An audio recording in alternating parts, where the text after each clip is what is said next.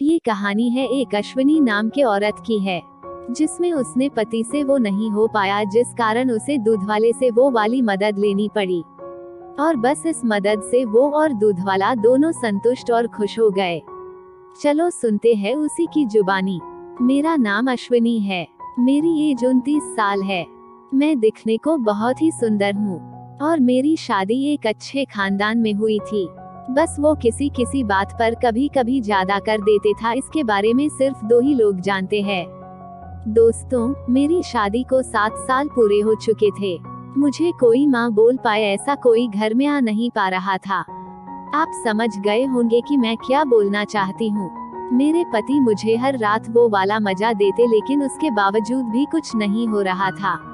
जब हम पति पत्नी डॉक्टर के पास गए तो मालूम पड़ा कि पति के उसमें ही ताकत नहीं है, उसमें वो वाली शक्ति ही नहीं है।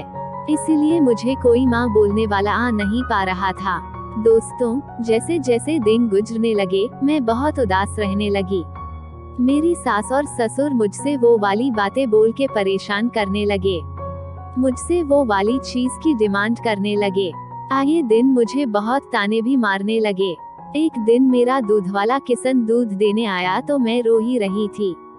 मैंने रोते रोते दरवाजा खोला। मेरे हाथ में दूध का पतीला था। किशन को मेरे आंसू दिखे तो किशन बोला कि क्या हुआ बीबी जी, आप क्यों रो रही हो? कोई टेंशन है क्या? मैं तो भाव में बहने वाली औरत थी जो किसी के सामने भी सब बोल देती थी। दोस्तों, मैंने उसे रो रो कर सारी कहानी सुनाई। मेरी उससे बहुत अच्छी बैठती थी। उसे अपनी बात बताते बताते मैंने उसके कंधे पर सिर रखकर रोने लगी।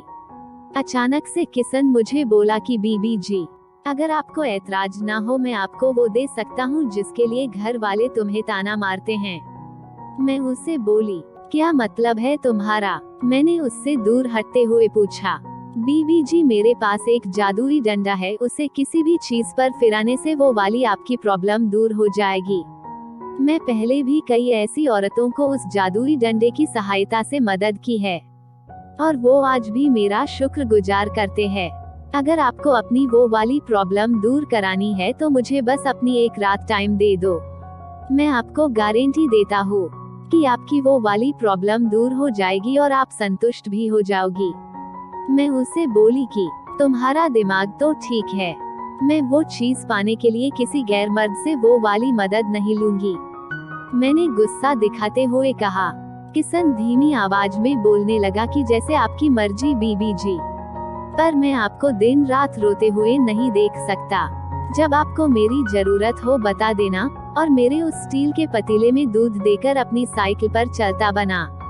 दोस्तों, अब मैं दिन रात उसकी बात सोचती रहती। मेरे दिमाग से वो ख्याल नहीं जा रहे थे। उसने मुझे बताया था कि वो कई ऐसी औरतों को उस जादुई डंडे से मदद की है और वो सभी औरतें उसकी मदद से आज खुश और संतुष्ट हुए हैं। मैं दिन रात उसकी बात सोचते लगी। इसी बीच एक दिन मेरी सास ने मुझे अल्टीमेटम दे दिया कि अगर मुझे 1 साल के बीच में वो वाली खुशखबरी ना मिली तो वो मुझे घर से निकाल देंगी। दोस्तों, उनका तालिबानी हुक्म सुनते ही मेरे पैर से जमीन ही खिसक गई। मैंने अपनी माँ से फोन पर बात की कि मेरा दूध वाला मुझे जादुई डंडे से मदद करने की बोल रहा है, तो बताओ माँ मैं क्या करूँ? उस जादुई डंडे की सहायता लूँ या नहीं? फिर माँ ने कहा, ले मदद बेटी उस जादुई डंडे की। अगर तुझे वो चीज भी मिल जाएगी तो तेरी सास तुझे उस घर से बेदखल नहीं करेगी। इसलिए मेरी बात मान, एक रात उस दूध वाले के पास चली जा और अच्छे से जादुई डंडे को फिरा ल। बेटी, तू नहीं जानती है कि लोग वो खुशी पाने के लिए औरतें कितने दूध दर्द उठाती है, और यहाँ तो तुझे सिर्फ एक जादुई डंडा तो फिराना है। अगले दिन जब मेरा प्यारा दूध वाला किशन दूध देने आया तो मैं बाहर गेट पर चली गई और धीमी आवाज में उससे बात करने लगी और उसे बोली कि किशन सुनो। किशन, मैं तैयार हूँ। उस चीज के लिए आप जहाँ चाहो वहाँ जादुई डंडा फिरा सकते हो।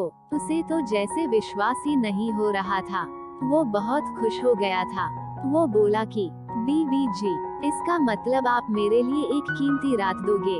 आप सच में तैयार हो? मेरे साथ आप रात भर रहकर वो जादुई डंडा जहाँ चाहे वहाँ फिराने दोगी? फिर मैं उसे बोली, हाँ। हाँ, मैं वो चीज पाने के लिए मैंने तेरे साथ रह लूंगी और तुम्हारे पास जो जादुई डंडा है उसे आप जहाँ चाहे वहाँ फिरा सकते हो और मजे भी दूंगी। वो मुझे बोला कि मुझे उसके बदले कुछ चाहिए। फिर मैं सोचने लगी कि अब ये क्या मांगेगा। दोस्तों, उसने तो वही मांगा था जो मैं उसे उस जादुई डंडा फिराने से आसानी से दे देती। किसन बोला कि मैं तुम्हें वो चीज दूंगा तो तुम्हें भी जो तुम्हारे पास पिंजरे में कैद कबूतर है उससे खेलना और प्यार करना चाहता हो और वो जादुई डंडे को 2 नर्म मुलायम पिलो पर फिराना चाहता हूँ और नीचे वाली सबसे छोटी डबल रोटी का नमकीन स्वाद भी चखना चाहता हूँ। क्या आप ये सब मुझे दे सकते हो? अगर हाँ तो ही मैं आपको वो चीज दे सकता है जिससे आपके घर वाले आपको तानेहा नहीं मारेंगे। दोस्तों, लगता है किसन तो बड़े दिनों से यही सब चाहता था। उस दिन वो इतना खुश था कि उसने 250 ग्राम दूध मुझे खुद ज्यादा दे दिया। मैंने उससे कह दिया कि जल्द ही मैं तुम्हारे घर आऊंगी जादुई डंडा फिराने के लिए और मैंने उससे उसके घर का पता भी ले लिया। कुछ दिन बाद मेरी सास अपनी गांव लड़की के यहाँ चली गई। मेरा बिना काम का पति ही सिर्फ घर पर था। मैंने उसे बता दिया कि मैं जागरण में जा रही हूँ, सुबह तक लौटूंगी। ये बताकर मैंने सीधा अपने दूध वाले किसन के घर की ओर निकल गई। मैं कार से निकली और उसके घर के बस्ती के पास साइड में लगा दी। उसकी बस्ती गरीबों की बस्ती लगती थी। फिर मैंने उसके घर का दरवाजा खटखटाया। किसन दरवाजा खोल के बोला कि अरे बीबी जी आप। किसन को जैसे विश्वास ही नहीं हो रहा था। मैंने गहरे गले का ब्लाउज पहन रखा था, पीछे से बैकलेस ब्लाउज था। दोस्तों, मैं बहुत खूबसूरत लग रही थी। पिंजरे में बंद सफेद कबूतर भी थोड़े थोड़े पिंजरे से बाहर की ओर झांक रहे थे और किसन को अपनी तरफ आकर्षित कर रहे थे। मैं बिल्कुल पटाखा माल लग रही थी। किसन मुझे घूर घूर कर देख रहा था। मैं उसे बोली कि हाँ किसन, आज रात भर के लिए तुम्हारे साथ में हूँ। जितना मन करे आप वो वाला जादुई डंडा जहाँ चाहे वहाँ फिरा सकते हो। बड़े बड़े सफेद कबूतर से खेल सकते हो और जादुई डंडे को नर्म पिलो में घुसा भी सकते हो। बस ये सब करने पर मुझे वो चीज मिलनी चाहिए जिससे मैं अपने घर वालों को खुशखबरी दे सकूं। वो बोला कि अरे बीबी जी, आप बिल्कुल निश्चिंत रहो, आप वो वाली खुशखबरी घर पे जल्द ही दे पाओगी, इसकी मैं गारंटी दे देता हूँ। और फिर मैं अंदर रूम में चली गई। दोस्तों, एक दूध वाले के कमरा कैसा हो सकता है, इसका तो आप लोग अंदाजा लगा सकते हैं। वहाँ बहुत कम ही सफाई थी। उसके घर के पीछे कई गाय भैंस बंधी हुई थी। वहाँ पर बहुत कम सफाई थी। किसन का बिस्तर से भी अजीब सी बू आ रही थी। साफ सफाई की काफी कमी थी, पर जैसे भी हो मुझे इस बिस्तर पर सारी रात बितानी थी। मुझे ये सब एक रात के लिए सहना था। किसन बोला कि बीबी जी, अगर आप प्यार से ये सब करोगी, आप मुझे अपना पति मानकर वो सब करोगी तो ही वो चीज होने के चांसेस ज्यादा रहेंगे। मैं उसे बोली तो फिर ठीक है, आज रात भर के लिए तुम मेरे पति हो किसन बस। मैं एक गिलास पानी पीने के बाद बिस्तर पर आ गई। किसन से कहकर उससे कबूतर और 2 नर्म पिलो के कवर दिखाने लगी। उसने भी वो जादुई डंडे का कवर हटा दिया और वो मेरे पास आ गया। टाइट पिंजरे से ही कसे हुए कबूतर उसे दिखने लगे। किसन की नजरों में इतने बड़े बड़े फड़फड़ाते हुए कबूतरों को देख वो खुशी से उत्तेजित होने लगा था। मेरे दिल की धड़कन बढ़ने लगी थी, पर मैं उसे असली बीबी जैसा फील करवाना चाहती थी। इसी वजह मैंने उसे नहीं रोका। किसन मेरे चेहरे पर आकर मेरे गाल को देखने लगा। फिर उसकी काली कड़क पेड़ का पत्ता सुंदर मखमली गुलाब की पंखुड़ियों से घिसने लगा और वो गुलाब की पंखुड़ियों को चाटने लगा और किस करने लगा। वो एक दूध वाला था, पर पहले एक मर्द था। मेरे जैसी जवान खूबसूरत औरत को देखकर किसी का भी मन मचल ही जाता है। फिर अचानक जादुई डंडा तनकर खड़ा हो गया था। किसन मेरे चेहरे को अपनी पसंद माल की तरह देखने लगा था और गुलाब की पंखुड़ियों को चाटे जा रहा था। वो उसे बड़े ही प्यार से चूम रहा था। फिर वह गुलाब की पंखुड़ियों का मीठा रस पीने लगा। दोस्तों, कुछ देर बाद मुझे भी अच्छा लगने लगा, क्योंकि किसन एक बांका जवान मर्द था। किसन अभी कुंवारा था। फिर मैंने भी उसे एक रात के लिए अपना पति मान लिया, क्योंकि जब मैं उसे मन से अपना पति मानती तो ही मुझे वो चीज से छुटकारा मिलता, और मेरे घर वाले भी मुझे ताना नहीं मारते। वो जादुई डंडा भी तो हर जगह मुझे फिराना था, इसलिए ना चाहते हुए भी मुझे उससे पूरे मन से अपना पति मानना पड़ रहा था। किशन मुझे अपनी बीवी समझकर मजे ले रहा था और खुश होकर भर भर के गुलाब की पंखुड़ियों का रस पीते जा रहा था। फिर मैं भी अपनी वो मुलायम मखमली गुलाब की पंखुड़ियों को उस काले कड़क हरे पत्तों पर घिसकर दोनों को मिलाने लगी, और उस हरे पत्ते से थोड़ा सा मीठा रस पीने लगी। कुछ ही देर में गर्मी की वजह हम दोनों गर्म हो गए। अचानक किशन की नजर पिंजरे बंद कबूतर की तरफ गई। वो अभी तक आजाद नहीं हुए थे, इसीलिए वो बोला कि ये सफेद बड़े बड़े 2 कबूतर पिंजरे में अच्छे नहीं लगते, इन्हें तो बस किसी की प्यार की जरूरत होती है। आज देखो मैं इन्हें कैसा प्यार देता हूँ। ऐसा बोलकर उसने झट से सफेद कबूतरों को आजाद कर दिया। इतने सुंदर और लचीले कबूतर उसने आज तक नहीं देखे थे। वो बड़े बड़े 2 सफेद कबूतर फड़फड़ाते हुए उसकी हाथों में आकर बैठ गए। जैसे ही कबूतर उसके हाथ में आकर बैठे तो किशन उसके रूप, रंग और सुंदरता पर मर मिटा। वो तुरंत अपने दोनों हाथों से उन दोनों कबूतरों को धीरे धीरे सहलाकर प्यार करने लगा और उन्हें छूने लगा। कबूतर भी बहुत उछल कूद किए जा रहे थे। दोनों कबूतर भी बहुत खुश थे आज, क्योंकि वह भी बहुत दिनों के बाद इतना टाइम आजाद हुए थे। दोस्तों, आज पहली बार किसी गैर मर्द ने पिंजरे बंद कबूतरों को अपने हाथों से छुए थे। मैं सब करना नहीं चाहती थी। मैं किसी गैर मर्द से उन सफेद मुलायम कबूतरों को छूना नहीं चाहती थी। मेरा मूड जरा भी नहीं था कि उसे उन कबूतरों को प्यार करने दूं, पर मुझे ये सब करना पड़ रहा था बस वो चीज पाने के लिए। किशन मेरे फूले फूले बड़े बड़े प्यारे कबूतरों को देख के बिल्कुल पागल हो गया था। फिर वो उन कबूतरों को जोर जोर से प्रेस किए जा रहा था और उन्हें प्यार करने लगा था। मैं भी फिर जा लेकर अपने दूध वाले से उन मासूम कबूतरों को उसका प्यार देने लगी। फिर कुछ देर बाद मुझे भी खूब मजा मिलने लगा दोस्तों। फिर किशन उन सफेद फड़फड़ाते कबूतरों को भूरी चोंच को अपनी हाथों से सहलाने लगा, और वो उन भूरी चोंच को भी अपनी जीभ से टच करके उन्हें भी मजा देने लगा।